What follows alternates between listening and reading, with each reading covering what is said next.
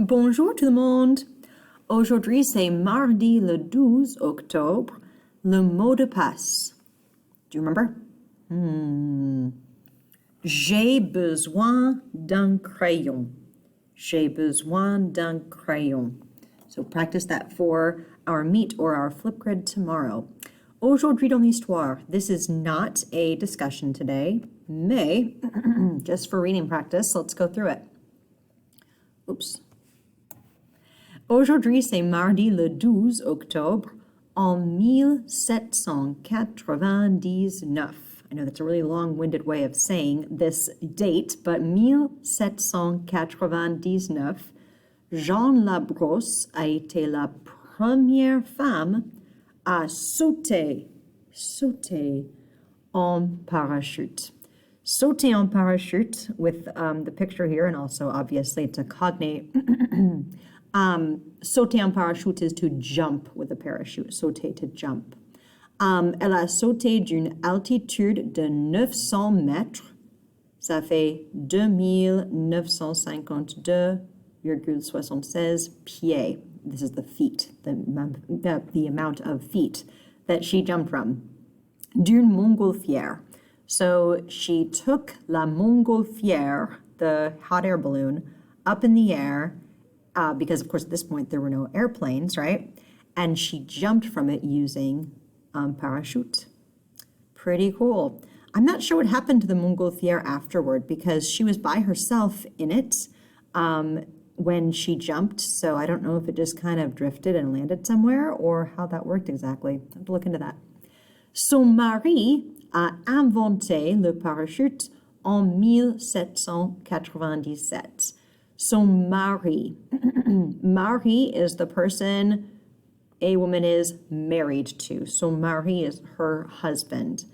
Inventé, he was the inventor, he invented le parachute en 1797. So 2 years earlier, he had invented the parachute. And then in this year, Jean was the first woman to ever use one. Okay, the next thing on our agenda today is building a character. So I would encourage you, before you open up this Google form, which is the part that will actually be graded, to go to Quizlet to practice with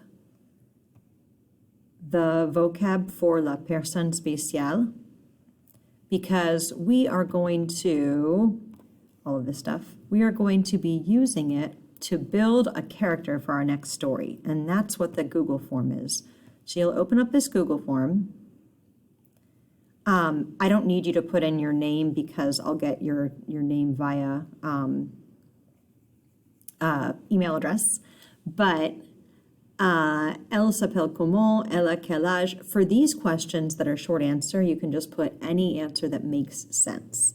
So our character is going to be female this time, elle. So if that matters, sometimes it doesn't for the name, but if it does, that is something to keep in mind. Elle a quel âge? Elle est de quelle couleur? So since we're talking about, actually, I should have backed up here. We're talking about une grenouille. So our next character, une grenouille, is a frog. So when we talk about une grenouille, we can talk about that frog's color, right? The general color of the frog. Verte, bleu, violet, orange, rouge. What's your preference? Elle a les yeux. De quelle couleur? Elle a les cheveux. Yes, our frog has hair. De quelle couleur? Okay, so those are pretty easy because you can just choose from the multiple choice. But qu'est-ce qu'elle aime faire? Again, you need to give just some kind of answer that makes sense. Logical.